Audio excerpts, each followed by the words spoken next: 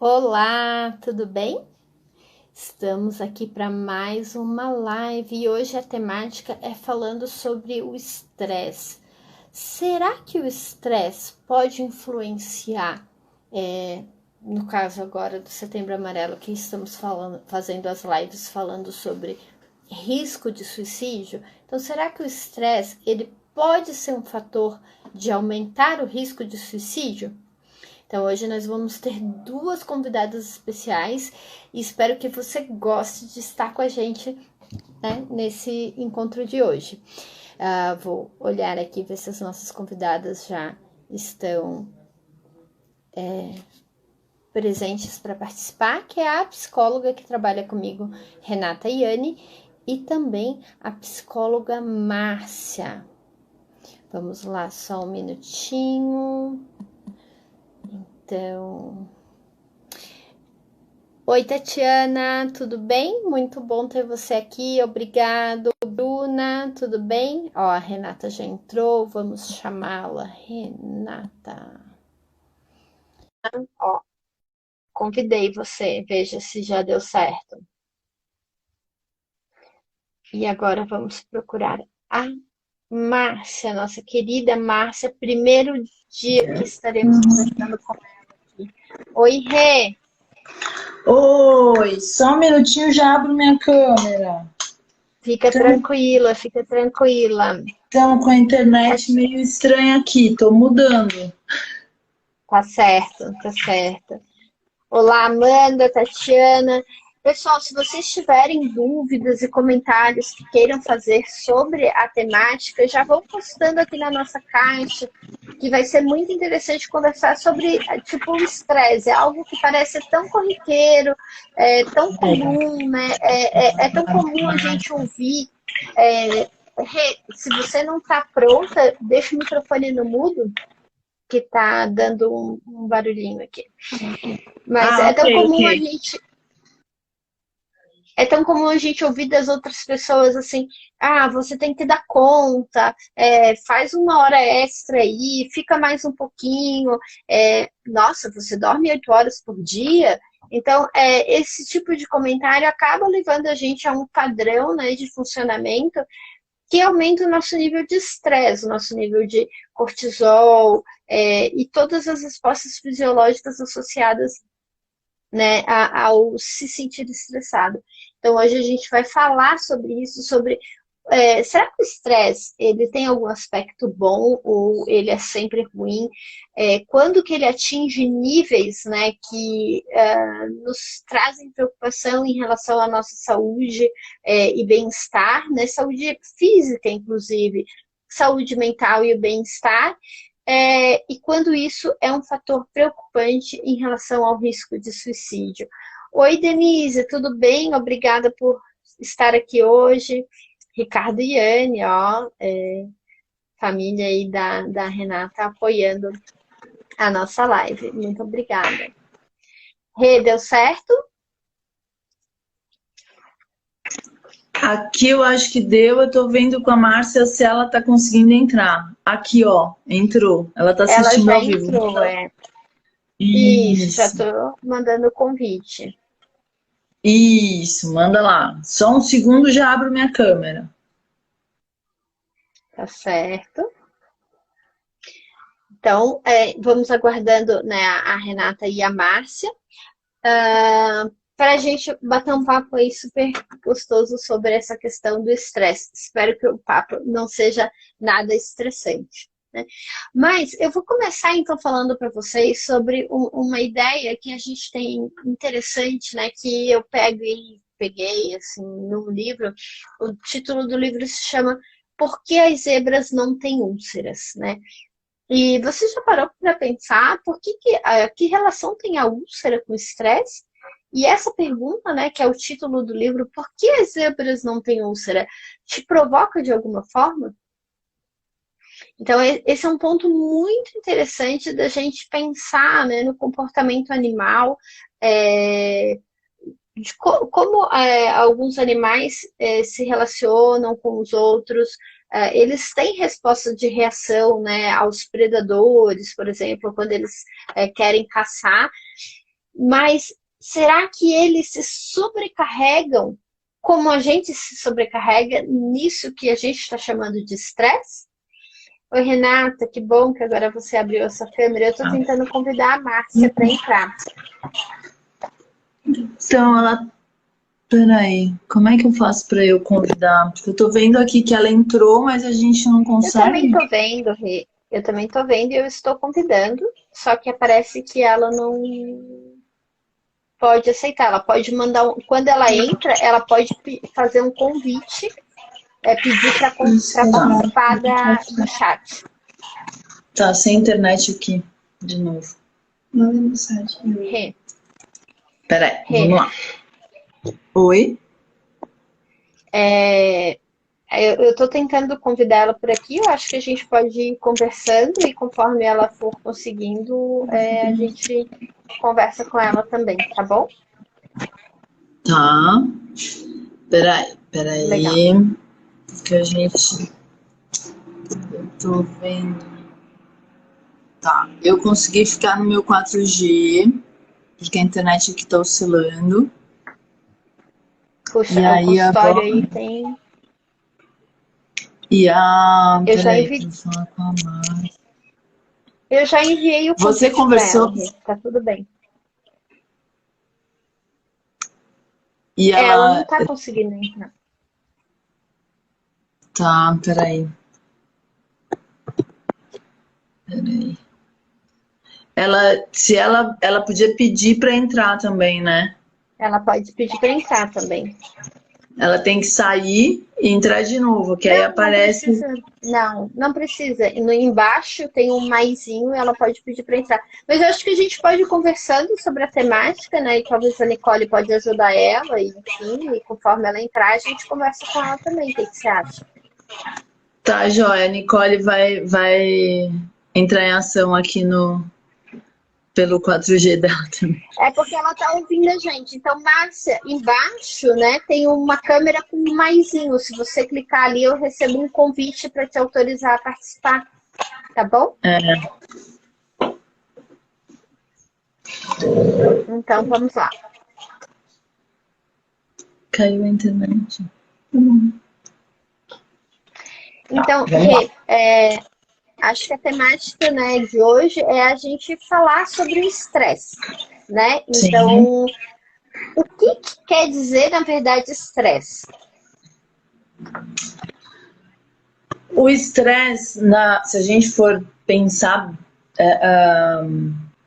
mais diretamente, assim, de uma forma mais fácil de falar, toda vez que a gente é submetido a algo que vai aumentar a exigência, a gente é submetido ao estresse.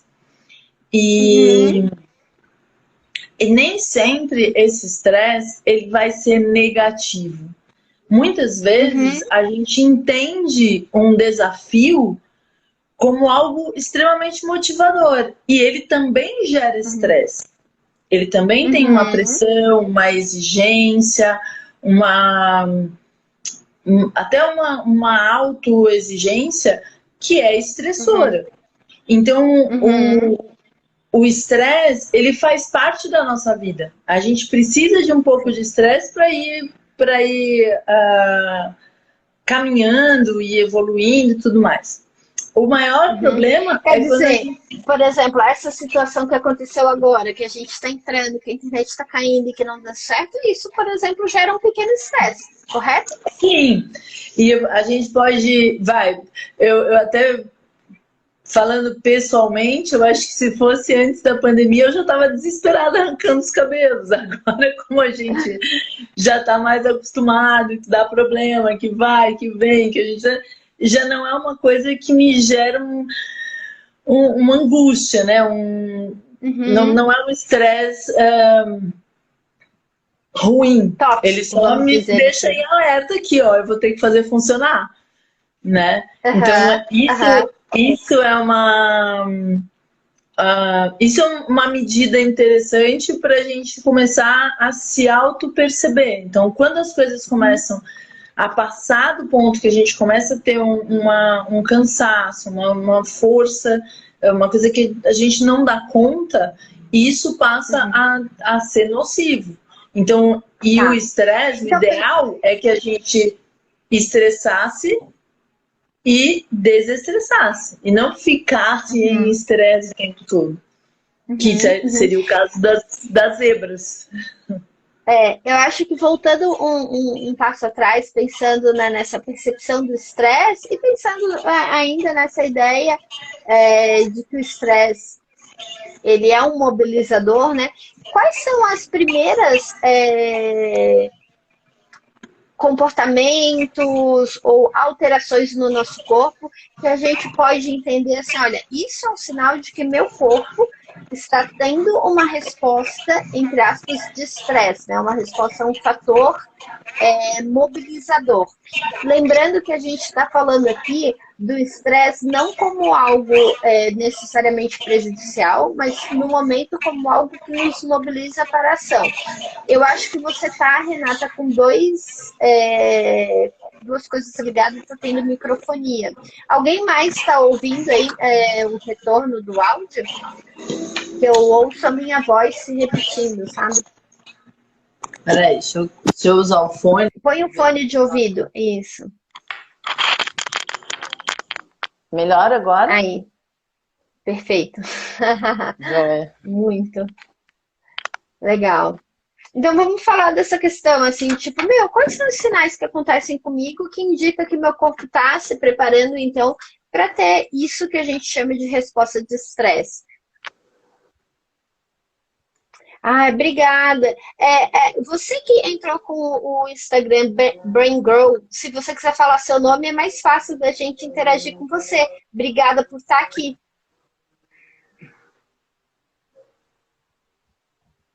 Vai lá, Rê. Tá, vamos lá. Então, quando a gente está se preparando para uma ação, ou quando a gente tem alguma atividade ou exigência profissional, às vezes também, vamos dizer, pode ser estudantil, né? Por exemplo, um trabalho de graduação ou um vestibular que tem uma exigência, a gente começa a ter alguns sinais fisiológicos que são sinais de ativação. Então a gente começa a ficar mais em alerta, você começa a ter mais prontidão para algumas coisas. E isso enquanto a gente está desse lado, vamos dizer assim, da ativação, a gente está numa forma saudável. Quando essa prontidão começa a virar precipitação, opa, a Yoko chegou. Ei, Márcia, tudo bem? Tudo bem, desculpa. Tá tudo certo. Você prefere que te chame de Márcia ou de Yoko? E aqui no ambiente profissional é a Yoko. Então, tá bom. Então, seja muito bem-vinda, Yoko. Você é a nossa convidada especial. Obrigada, desculpa aí o atraso. Imagina, isso foi ótimo para a gente começar a falar sobre como o estresse ele também pode ser produtivo para a gente aqui se mobilizar e tentar viabilizar a sua participação. Foi ótimo. Isso é verdade, mas obrigada. Isso, a gente estava falando um pouco, Yoko, de como a gente, né, quando essa linha tênue da gente estar num estado de estresse que é motivador, que é o que faz com que a gente caminhe e produza e tudo mais, e passe para esse outro lado de estresse nocivo e que faz mal à nossa saúde mental. Tá? A Renata estava exemplificando, né, sobre sinais físicos e comportamentais que são para a gente um indicador de que o nosso corpo está reagindo, tendo uma resposta de estresse. E aí, acho que o primeiro passo seria a gente conversar um pouquinho sobre isso, né? Para depois entender quando que esses sinais podem ser um indicador de excesso de estresse. E aí a gente entra justamente na nossa temática, que seria o estresse enquanto um fator que pode aumentar prejuízo na saúde mental e risco, enfim, de suicídio, dentre outras coisas. Bacana. Bacana. E aí é uma fala que a gente sempre acaba usando, né? Que o estresse, ele é um ladrão de bons hábitos. Ele acaba... a gente vai deixando de fazer o nosso autocuidado, ele fica diminuído, as nossas atividades prazerosas também vão ficando de lado, tá? E aí o estresse, ele vai aumentando. Então, desse estresse que é mais insuficiente, mas que tem um processo de procrastinação no começo, depois a gente liga a primeira, né? Nesse primeiro, a gente vai para o estresse que é mais adequado, a gente vai fazendo as atividades, e aí o cuidado que a gente tem que ter para quando a gente chegar no... Tem uma curva que a gente gosta bastante de trabalhar, que é a curva do Yerkes e Dodson, para quem quiser entrar já na internet e ver, ele é muito bacana para realmente a gente visualizar o caminho do estresse, né? E aí a gente, quando está na melhor performance, a gente está lá em cima na curva. Só que ele está junto também com o autodesgaste. É quando a gente começa a decair, a gente pode entrar. Então a gente pode entrar na exaustão e virar o burnout, tá? Então é aí que mora o perigo. Como que a gente escuta, né, no consultório, muitas vezes, do nada eu fiquei mal, do nada, né? Veio algo, eu entrei em exaustão, mas não é que é do nada. Você estava na sua melhor performance, você estava trabalhando, você estava entregando, você estava bem, com um pouco de insônia em alguns momentos, com uma dor de cabecinha ali, uma dor de estômago reclamando, mas você não nomeava aquilo como um problema de trabalho e você continuava rendendo, entregando, fazendo. A gente diz que a gente comeu alguma coisa que não fez bem. É azeitona, né? Azeitona da empada não me fez bem. Porque a gente começa já a ter picos, né? O corpo vai dando sinais, vocês bem sabem, né? Trabalhando com neurofeedback, o corpo vai mostrando pra gente, muitas vezes, esses sinais de que, olha, tá começando a pifar, a máquina, né? Precisa de cuidados. Legal. Então, eu acho que isso é uma coisa muito importante para quem está ouvindo a gente ao vivo, para quem vai assistir essa live posteriormente, né? Quais seriam esses primeiros sinais de por exemplo, um estresse saudável? Então eu tenho uma apresentação e eu fico pensando mais sobre ela, ou eu fico um pouquinho mais agitado, eu sinto um pouco mais de calor, mas eu ainda estou dando conta. E quando esse sinal ele pode ser um indicador de preocupação de que eu tenho que pisar no freio? Então, quando isso, mesmo acabando essa apresentação ou uma entrega de um relatório, aquilo te gera um desgaste maior, tá? Você fica com aquilo na cabeça, porque é o processo de não desligar, né? E aí pode vir uma noite mal dormida, né? Uma preocupação já começa a ficar excessiva. Aí é lógico, né? Quando a gente está falando do estresse, ele vai dar sinais no corpo todo, né? Então aí pode vir aquela dor de barriga, às vezes antes, né? No pré, ele até é aquela coisa da motivação. Só que se essa dor de barriga permanece, eu entreguei, fiz, mas continuo indo no banheiro, tem algo que já está além, né?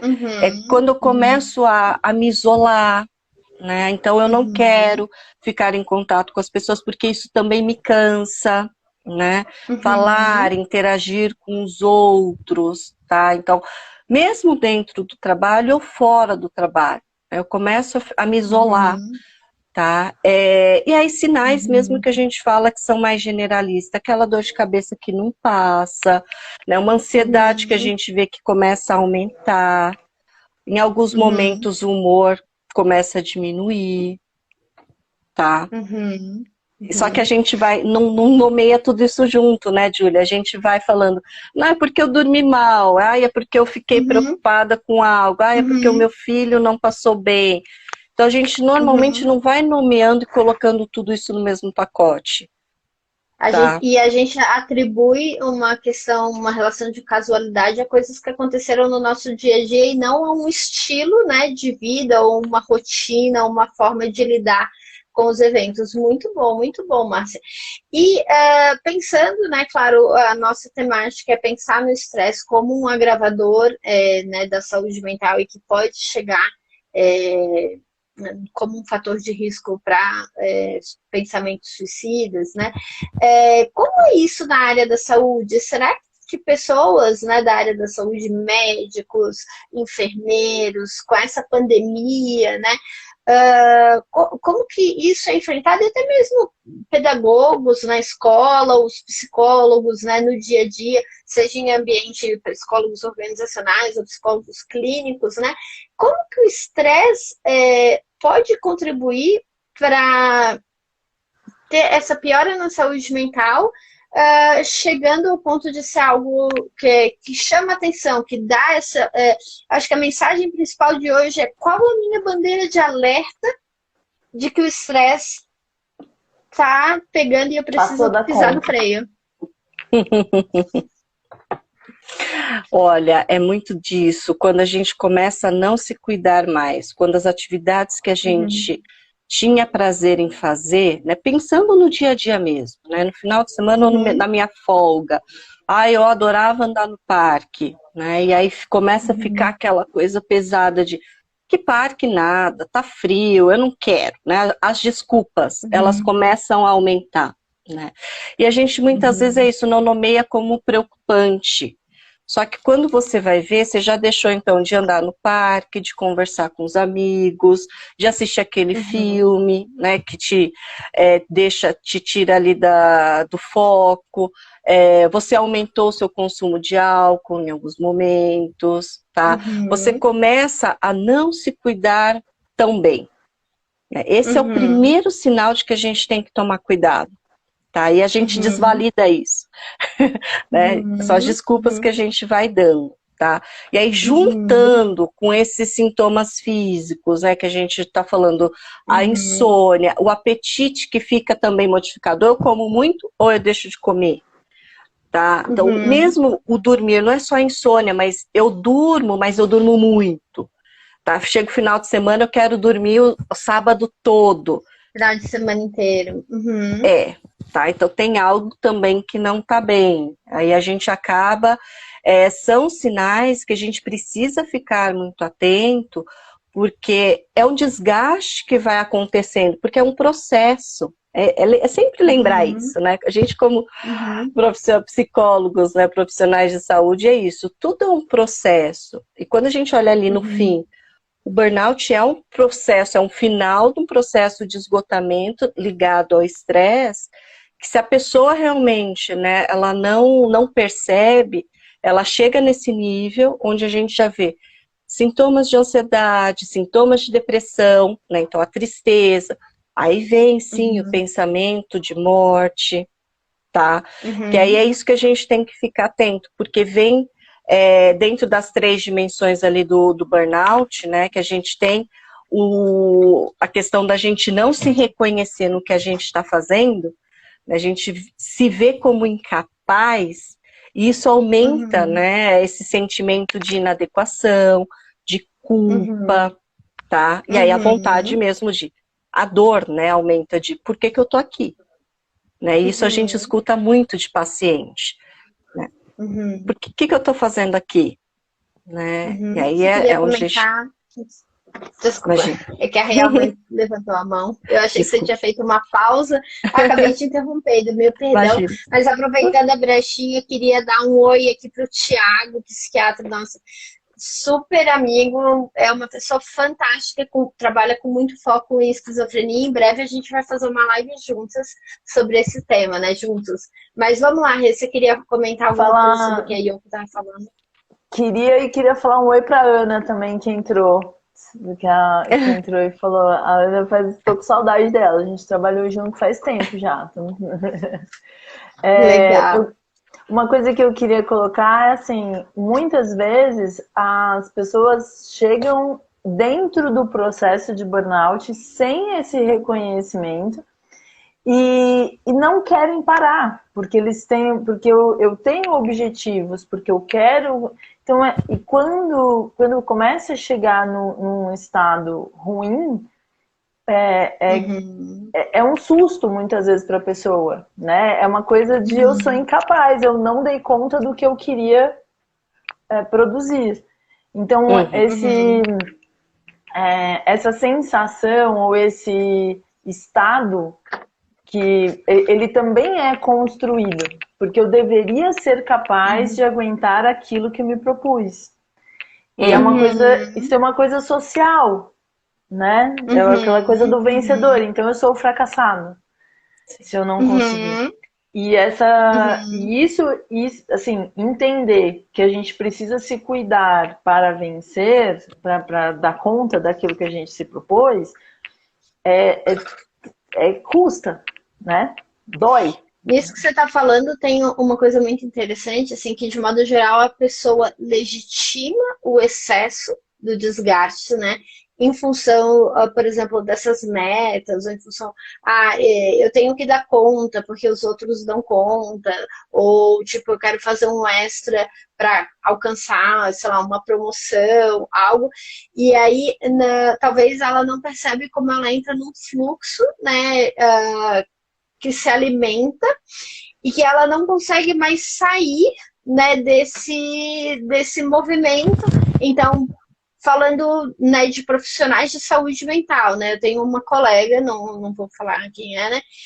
Que ela é fantástica, atende muitos pacientes e chegou num ponto que ela fala assim, olha, eu tenho muita demanda, as pessoas me pedem um atendimento, só que eu estou adoecendo fisicamente, né? Então ela começou a ter, assim, pneumonia e não era Covid, entendeu? Assim, ficar fisicamente doente, assim, as dores de cabeça, assim, enxaquecas, sei lá, estava investigando se tinha tumores e coisas, assim, começou uma investigação muito aprofundada de tantos sintomas físicos que ela estava sentindo, mas ela sempre legitimava do tipo, vou abrir mais um horário porque a pessoa precisa de ajuda.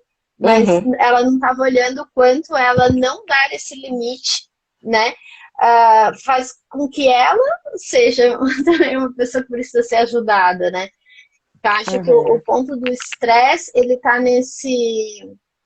nessa armadilha, né, em relação ao me esforçar um pouco mais para conseguir algo versus estabelecer esse limite para manter uma boa qualidade de vida, né? Mas, assim, Yoko e Rê, né, a gente teve lives na semana passada falando sobre o risco de suicídio que é aumentado em pessoas com transtornos mentais. E tivemos uma live nessa terça falando, por exemplo, que no idoso, mesmo idosos sem transtornos prévios, né, sem quadros psiquiátricos prévios, eles têm um risco de suicídio aumentado pelo isolamento ou pelo não reconhecimento, né, como a Yoko estava falando, de si mesmo, por ter parado de trabalhar ou por ter mudado a sua rotina de vida. Como que assim, o estresse por si só, ele é um fator de risco, mesmo para pessoas sem transtornos prévios? Sim, né? Ele pode desencadear, né? Ele pode, é um fator de risco, sim, tá? Porque como a gente diminui o nosso autocuidado, quando você fala, né, dessa colega que começa a apresentar vários adoecimentos, é porque o sistema imunológico ele cai, as nossas defesas eles diminuem. Então aí qualquer vírus, qualquer bactéria, qualquer doença, ela acaba chegando, né? Por isso que ele também, o estresse ele é precursor de algumas doenças, tá? Então esse estado onde a gente fica com o cortisol aumentado no nosso corpo, a imunidade mais baixa, tá? Ele pode sim, né? Se eu já tenho uma vulnerabilidade para ter sintomas mais depressivos, né? Ou uma ansiedade mais alta, isso vem com força. E a sensação também, né? Quando eu estou isolada, a sensação de pertencer a algo, a algum grupo, né? Ele fica diminuído. E aí a razão mesmo, né? E perspectiva de vida começa a diminuir. Tá? Então ele sim é um fator de risco, é algo que a gente tem que olhar bem. Quer dizer, o estresse por si só, mesmo que a pessoa assim não se perceba em depressão, impossível ela não ter sintomas de ansiedade, né? Porque quando a gente fala estresse e ansiedade, vira aquele bolo só. Mas às vezes ela não se percebe como deprimida. Ela fala, não, eu sou uma pessoa que eu batalho, eu sou otimista, mas, por exemplo, a insônia, a falta de apetite, isso pode ser, então, um fator de risco para que ela perca esse sentido do que ela está fazendo e pense, talvez, no suicídio, enfim, de alguma forma. É isso? É muito lembrar desse processo, né? O processo mesmo de eu não durmo bem, eu não me alimento bem, eu deixo de fazer minha atividade física, eu tô sozinha. A tristeza, ela pode ir aumentando, né? Se eu tenho esse fator ali a mais de poder desenvolver uma depressão, isso também aumenta a chance, tá? E aí vai ficando naquele círculo mesmo que você colocou, tá? Da gente, então, não se cuidar, da gente ficar nisso, e isso realmente vir a aumentar os sintomas e o pensamento de morte, né? E aí ele não vem de uma vez, vem com frases, aquela coisa da frase que vocês devem ter falado bastante nessas lives, de a vida tá sem graça, né? De, nossa, para que eu tô passando por tudo isso? Tá? Que para um colega do lado, ele vai escutar, vai falar, bem, quem nunca pensou assim? Né? Tá difícil, mas pra gente, principalmente quando vem pacientes, assim, a gente já fica com aquele radar, né? Tem algo que não tá bem, né? Essa pessoa tem um risco maior de essa ideação, esse pensamento aumentar e vir com força, né? Porque vem esses pensamentos, se a gente não cuida, ele aumenta de, tá sem graça mesmo, poxa, tem o remédio da minha mãe, né? Ou um remédio fácil. Eu, às vezes, alguma voz, é um pensamento que se mistura com voz, né? De você estar na rua e falar, esse ônibus, sabe? Se eu tô no metrô e se... Então, isso começa a ficar com mais força, tá? E a pessoa também... E o mais doido, né? E eu vou usar essa palavra doido, porque o que a gente escuta muito, eu vou falar eu que escuto no consultório, né, de Julie, é que a pessoa, ela também não entende o que está acontecendo com ela. O discurso é esse de, eu tô realmente ficando doida, porque eu não era assim, e de repente eu tô pensando, né, isso vem na minha cabeça, porque a dor tá muito grande. O pensamento vem sozinho, né? E aí você fala, como assim? E aí vem aquilo, eu tenho tudo, eu tenho uma família, eu tenho filhos, tenho uma profissão, por que eu estou pensando assim, né? E aí é o que a gente vai separando um pouco, a doença da pessoa, que aí entra a psicoeducação, né, para mostrar para os pacientes o que é dela, o que é da doença, né, como que ela precisa de um tratamento, em muitos momentos ali, medicamentoso, com acompanhamento psiquiátrico, só que é muito tabu. É muita coisa.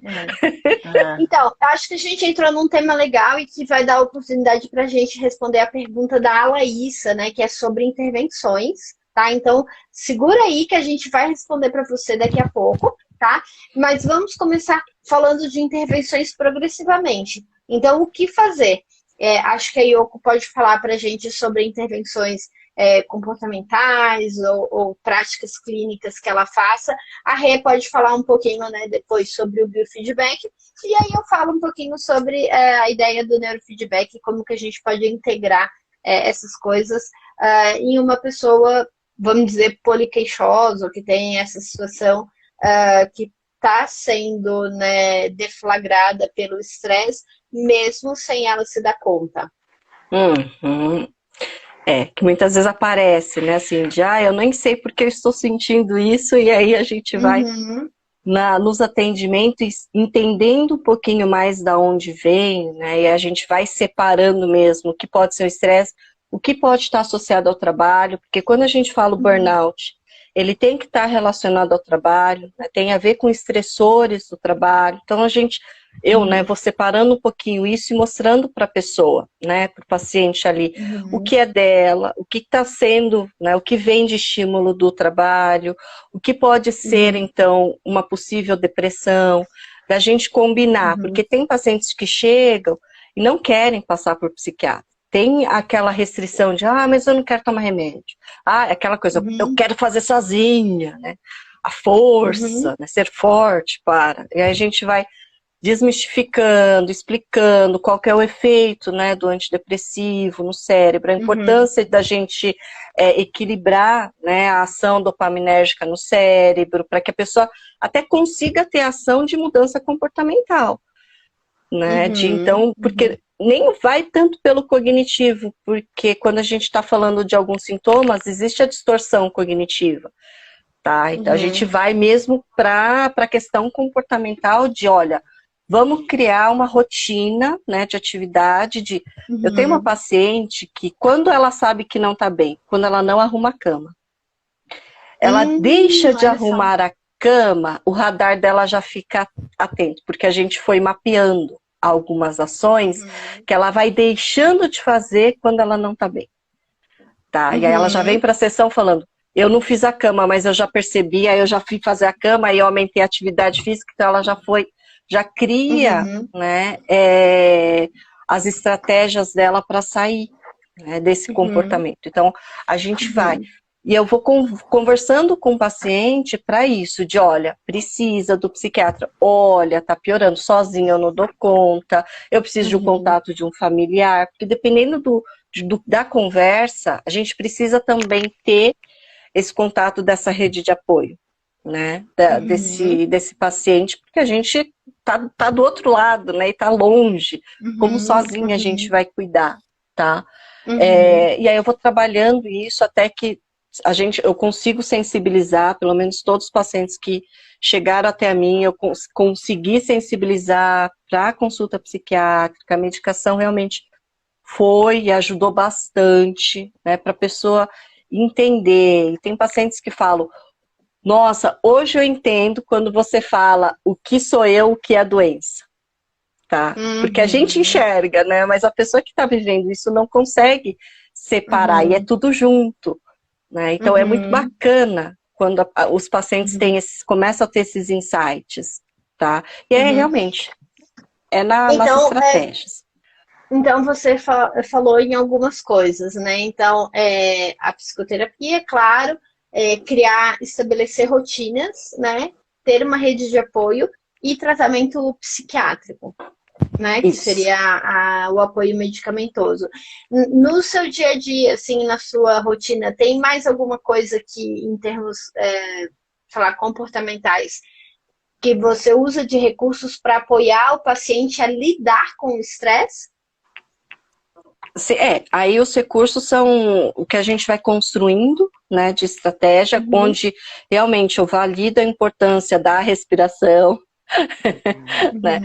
Indico o biofeedback, mas exercício de respiração, da pessoa começar respirando até antes de falar da meditação, porque tem gente que fala meditação, eu não quero, né? Então assim, vamos respirar, então ensinar a pessoa a respirar é uma técnica que eu faço bastante durante a sessão, tá? E peço para a pessoa fazer, né, para o paciente fazer quando acorda e antes de dormir, vai avaliando como que ela fica, tanto para relaxar, como para dar uma ativada, que eu aprendi com o Renato um pouco, a contagem ali da respiração para ativar, para relaxar, e como a gente vai usando isso, tá? Então é um recurso bem bacana que eu utilizo também com os pacientes. Tá. Quer falar, Rê, um pouquinho aí sobre o biofeedback e a respiração? Acho que o pessoal tá curioso, né? Com certeza. Ivo, obrigada aí por ter entrado. O Ivo é o pai aí do biofeedback no Brasil e fantástico, ele tem vários equipamentos.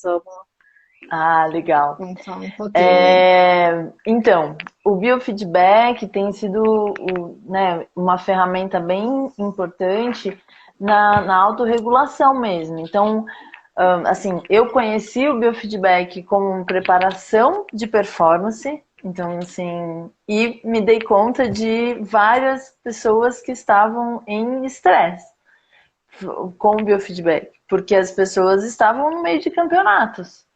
E eles estavam... Então, era muito difícil para eles, por exemplo, manejar uma ansiedade. E aí você entendia que eles estavam ali num limite de estresse, na curva, né, que a Yoko falou, eles estavam beirando o outro lado ali. Então, E o interessante do biofeedback é que a gente começa a ir mostrando pelo feedback, pelo joguinho, pelo que aparecer no retorno, como ele está funcionando. Então, e como ele pode se manejar. E é bem interessante quando a pessoa simplesmente não percebe, né, como ela está, e aí ela toma um susto, fala, nossa, mas por que meu balão não voa? Ou, mas... E aí você fala, calma, vamos lá, vamos fazer o balão voar, vamos fazer o boneco sorrir, vamos, né, depende do feedback que está recebendo. Mas muitas vezes a pessoa começa a olhar para ela e melhorar a autopercepção através do biofeedback, que vai trazer essa maior consciência da respiração, que é a resposta fisiológica que a gente tem acesso direto, né? Então, eu não consigo mudar a minha resposta galvânica intencionalmente. Eu não consigo mudar a minha temperatura intencionalmente, mas eu consigo mudar o meu ritmo de respiração intencionalmente. E aí eu mudo também as outras respostas. Então, na verdade, a ideia é com o feedback, né? Você consegue adquirir consciência suficiente para mudar a sua resposta galvânica intencionalmente. Esse é o princípio do biofeedback. Mas mas não é uma coisa que eu faço assim. A minha resposta galvânica. A respiração eu tenho. Não é algo que você possa dizer assim, sobe resposta, desce resposta. Não, isso não, mas exatamente. Talvez é só a colocação. Isso, a respiração é uma coisa que eu posso mudar o meu ritmo imediatamente. Por exemplo, se eu percebo que está rápido, eu posso fazer lento, é uma percepção. E aí as outras respostas mostram e validam o meu contato com a resposta, com a respiração. Então isso é uma ferramenta que começa também a sensibilizar para a melhor autopercepção. E aí que eu brinco com a Yoko, assim, a pessoa começa a se perceber e ela fala assim, nossa, eu não durmo 8 horas coisa nenhuma, né? Ou, nossa, eu acordo de manhã, parece que eu acabei de deitar, né? Porque ela começa, a autopercepção começa a mostrar, nossa, mas eu sinto fome bem mais cedo do que a hora que eu marquei que eu vou almoçar. Então, a pessoa, muitas vezes, a gente vai passando da conta, né? Entra naquele processo de que tudo vale e é assim que é para ser. E o biofeedback acaba despertando essa coisa de se observar, de se perceber. Então, com psicoeducação também a gente vai incentivando que isso aconteça durante o biofeedback, né? Durante as sessões de biofeedback. E essa coisa de achar o seu ritmo de respiração, que te coloca num equilíbrio, que não é uma respiração que vai te fazer dormir, que vai te fazer relaxar. Que até vamos aprofundar a respiração e induzir o relaxamento, para te ajudar a iniciar o sono. Podemos, é uma técnica. Mas vamos achar um ritmo que te deixe equilibrado e ativo. Tô muito cansado, mas tenho que entrar numa reunião agora. Vamos respirar um pouquinho mais acelerado para me ativar e eu estar nessa condição boa para a reunião? Pode ser uma estratégia também. O que não pode é ser uma estratégia de eu ficar me ativando o tempo todo. Porque aí também eu estou alimentando, estou regando a planta do estresse, aí não vale. Certo. Bem, a Laísa, né, perguntou sobre a questão do neurofeedback. Eu acho que ele vem a complementar um pouco das coisas que vocês já estão trazendo, né? Então, a ideia geral é que para o estresse, né, a gente precisa de intervenções conscientes, vamos dizer, né? A Yoko trouxe muito isso sobre estabelecimento de rotina. Eu gosto muito de trabalhar com o paciente, questão de higiene do sono, né? Então, a Renata trouxe elementos muito importantes, que é sobre essa consciência dos próprios hábitos, né? Eu sinto fome muito antes do horário que normalmente eu vou almoçar, então as rotinas e ações comportamentais conscientes, elas contribuem não só para a gente se olhar, mas para a gente se reorganizar em termos comportamentais.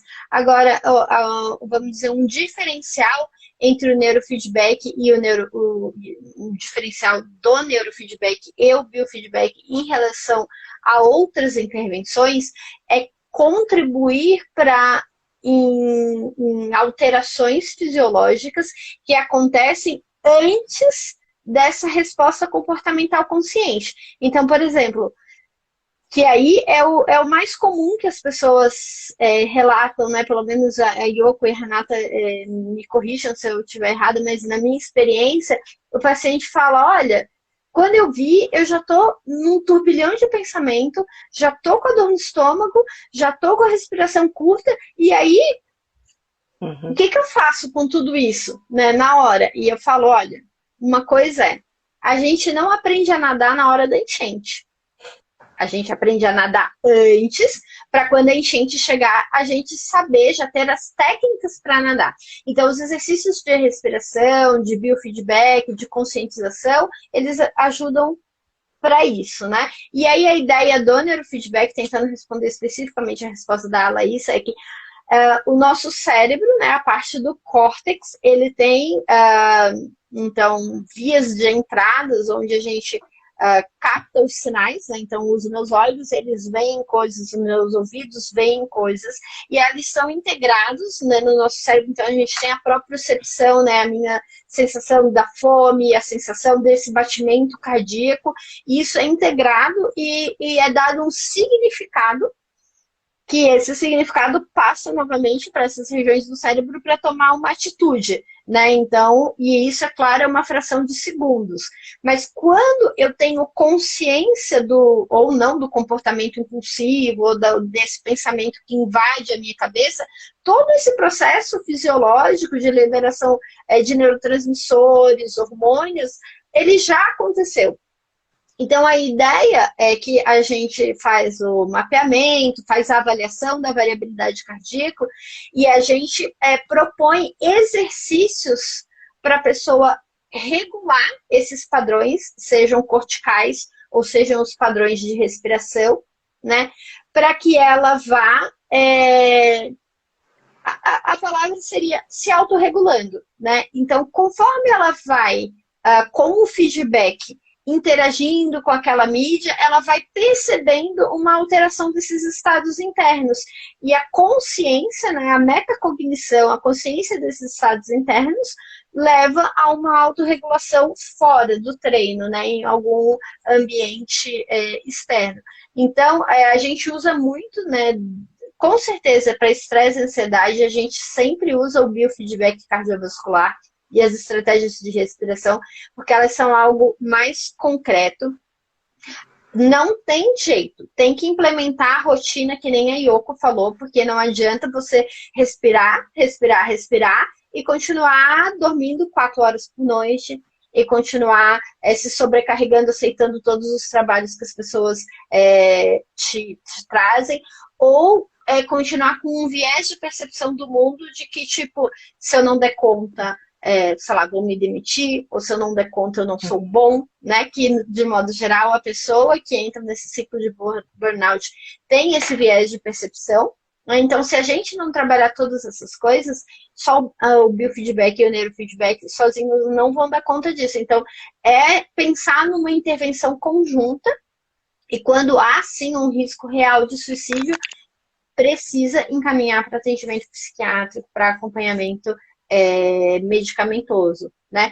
Mas, às vezes, quando o estresse está nos primeiros sintomas, que nem a Yoko foi trazendo, eu tô com insônia, mas, assim, eu ainda continuo sentindo prazer nas minhas atividades de vida, eu penso que, às vezes, eu queria sumir, mas não tenho um pensamento concreto sobre morte ou suicídio, intervenções comportamentais e não farmacológicas podem, ou não, ser suficiente para modular esse padrão comportamental que está impactando aí a vida de cada pessoa. Bem, meninas, e em relação a essa temática, eu acho que teve mais uma outra pergunta aqui, peraí. vamos ler, da Nicole. Para quem tem problema de respiratório, como asma e bronquite, afeta o treino de respiração? Como funciona? Você quer responder, Renata, ou quer que eu responda? Se você quiser responder, pode ir. Posso responder. Assim, se a pessoa está em crise de asma ou bronquite, não tem como ela treinar. Mas como de forma preventiva e como prática da respiração, ela pode inclusive servir como uma estratégia para melhor lidar com as crises, né? Até porque, assim, a dificuldade de respiração ou o ritmo respiratório que é o mais adequado, a gente tem o nome de ressonante, né? O nome técnico, mas o mais confortável, o que mais vai te fazer ficar equilibrado, ele vai existir com ou sem asma, com ou sem bronquite. Então, a gente encontrar este ritmo, conseguir praticá-lo e usá-lo, inclusive no dia a dia, né? Independente de estar em crise ou não, vai ser benéfico. Uma das coisas interessantes é assim, as pessoas que têm asma ou bronquite, muitas vezes têm uma ansiedade bem grande de ter a crise, né? De entrar em crise. E isso pode ser inclusive uma forma de lidar com a pressa. Calma, eu sei respirar, eu vou lidar com isso, eu vou me medicar, e não simplesmente pegar a bombinha e começar. Eu tô em crise, que isso tá muito ligado à ansiedade. Bem, só para fechar esse tema, a gente tem só mais 5 minutinhos aí da nossa live e eu ainda tenho um ponto que eu gostaria de trazer e ouvir a contribuição de vocês, mas para fechar esse tema aí da asma, existe até evidência na literatura, né, para insuficiência cardíaca não grave, mas leve e moderada, que os exercícios de respiração melhoram os indicadores da variabilidade da frequência cardíaca, né? Então é até recomendado, né, que se você tenha questões cardiovasculares ou asma e bronquite, que você faça exercícios respiratórios, independente de ser biofeedback ou de ser yoga, meditação, que envolva a respiração, que isso é benéfico, né, fisiologicamente para o seu corpo. Mas eu queria fazer uma pergunta agora para vocês duas, minhas convidadas maravilhosas, que estão super contribuindo aí com a temática, mas também para você que está acompanhando a gente até agora, no finalzinho da live, quem aqui nunca passou por uma situação de estresse? Eu vou falar a minha, né, e como que foi difícil para mim. Então, no meu doutorado, isso final de 2018, terminando o doutorado, escrevendo a tese já da metade para o final, e eu virando as madrugadas para escrever a tese, indo fazer atendimento clínico no consultório, tendo que ter uma escuta com o paciente, tendo que fazer biofeedback, neurofeedback, e eu no estresse, que a única coisa que eu queria era largar a tese. Não, para tudo. Para o trem que eu quero descer. Né? Quero largar tudo isso simplesmente para voltar a ser quem é. Eu vou voltar, eu sou de Florianópolis, né? Vou voltar para Florianópolis, vou lá caminhar na praia. O que eu estou fazendo aqui? Mas passou. Graças a Deus. A tese terminou, reconheci esse momento difícil que eu passei, o quanto não ter dado limites para mim mesma e para outras situações que aconteciam influenciaram esse mal-estar que eu estava passando. E assim, às vezes é um limite tênue. Imagina se eu largasse a tese depois de 4 anos. Eu nunca ia voltar para refazer a tese, né? E ia perder toda uma história, uma construção. Então, essa é a minha contribuição aí para vocês que ouviram. Todo mundo passa por uma situação de estresse. Ela pode ser muito perigosa, mas ela pode sim ser solucionada e ser remediada e a gente voltar a ter uma boa qualidade de vida. Vocês querem fazer alguma contribuição para a gente finalizar? Não, só falando que realmente pós-graduação, doutorado, mestrado não é fácil. O meu também queria largar, foi mestrado, mas eu quase larguei também, mas deu certo. Ai, que bom, que bom. E Respira e você, vai, né? Renata, já passou por algum estresse na Então, vida? na verdade, o meu mestrado, a Julie não deixava eu largar de jeito nenhum, então não existia essa possibilidade. Mas que dava Eu era um vontade de dar fator uma fugida, estressor? dá. Na verdade, você era um fator de manutenção daquilo, né? Não, não era o estressor. O estressor, inclusive, tinha outros nomes, né? Mas tudo bem.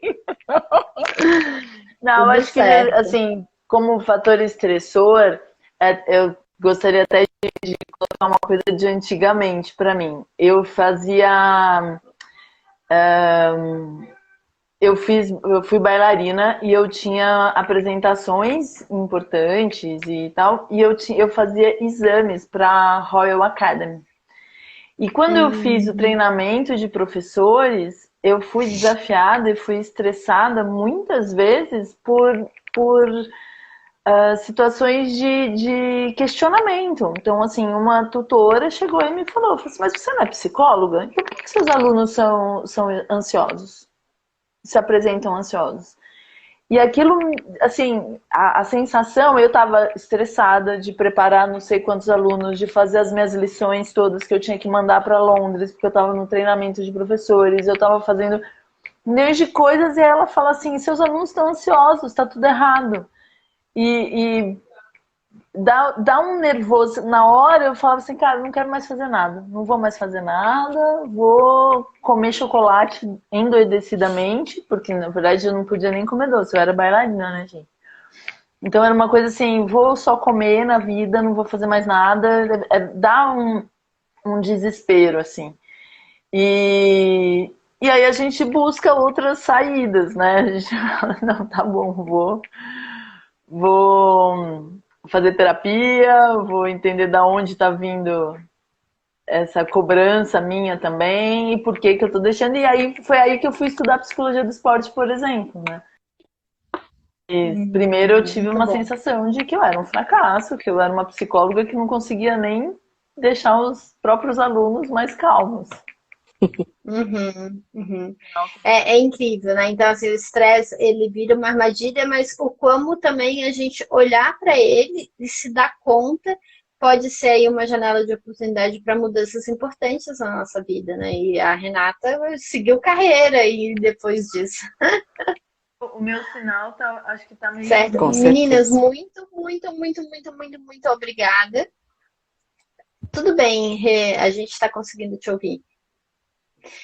Mas eu queria agradecer aí o bate-papo, foi muito gostoso, né? Essa finalzinho de tarde, sexta-feira, foi super legal a gente conversar sobre um tema que é muito relevante, que atinge as pessoas, mas que às vezes as pessoas não conversam sobre isso, porque tem essa ideia falsa, né, de que tem que dar conta, né? Então, não, ninguém tem que dar conta, a gente pode sim procurar ajuda, e essa é a melhor forma de talvez a gente conseguir conciliar e continuar produtivo e funcionando bem. Deixa eu E eu, só muito obrigada, você quer finalizar? Só finalizar, porque assim, quando a gente está falando de pensamento de morte, de ideação, né, até pegando esse gancho mesmo do nosso tema, a gente tem que ir construindo na nossa vida, ao longo da vida, os nossos fatores de proteção, tá? Porque são eles que dão a segurada quando esse pensamento vem, tá? Então, Constituição, né, o ser casado, por mais que as pessoas reclamem, mas é um fator de proteção, então ter família, ter rede de apoio, né, sentir pertencente, tá? Fazer atividades físicas, né? Quanto mais fatores de proteção a gente tem, mais a gente utiliza eles quando a gente não está bem. Tá? Então a gente tem que a cada dia reforçar os nossos fatores de proteção para a gente se manter bem e evitar o risco, Uhum. tá? Só Uhum. isso. Ótimo. Não, perfeito. Eu acho que essa ideia do fator de Perfeito. proteção é muito importante. Pena até que a gente não falou sobre ele, né? Vai uma live inteira falando sobre a importância dos fatores de proteção e como isso ajuda a gente a construir resiliência, a nossa personalidade é fantástico. Uhum. A gente tem que fazer mais live com a Yoko, porque os temas ficaram muito pincelados. Sim, a Yoko Bora, é é só me fera. chamar. Vamos Adorei. combinar uma Você quer dar próxima. mais algum recadinho aí pra gente finalizar? Quem? Eu? Não ouvi. Se você tem mais alguma contribuição pra gente finalizar.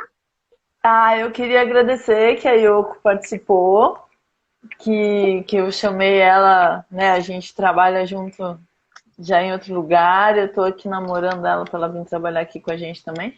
E aí a gente. Ah, Ah, E quero, já estou querendo.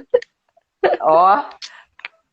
é, E aí agradecer dela ter topado essa live e vamos combinar umas outras aí, sim. Eu acho que tem bastante coisa pra gente conversar. Estou à legal. disposição. Pessoal, muito obrigado a todos que acompanharam até o final. Quem entrou no finalzinho, quem entrou no início, quem não pôde ficar até o final, é sempre um prazer. E deixem suas perguntas, né? Se vocês quiserem perguntar alguma coisa especificamente para Renata ou para Yoko, eu encaminho para elas e ela entra em contato com vocês. Ou a gente responde aqui na mensagem, na caixa de mensagem que fica na live mesmo, né? Nos comentários, olha só, caixa de mensagem de comentários. Tá bom? Meninas, obrigada. Obrigada. Bom final Muito de semana para vocês e divirtam-se no final de semana. Nada de estresse. Isso mesmo. Obrigada, viu, gente? Até a Tchau, próxima. tchau. Tchau. Obrigada, gente. Bom final de semana.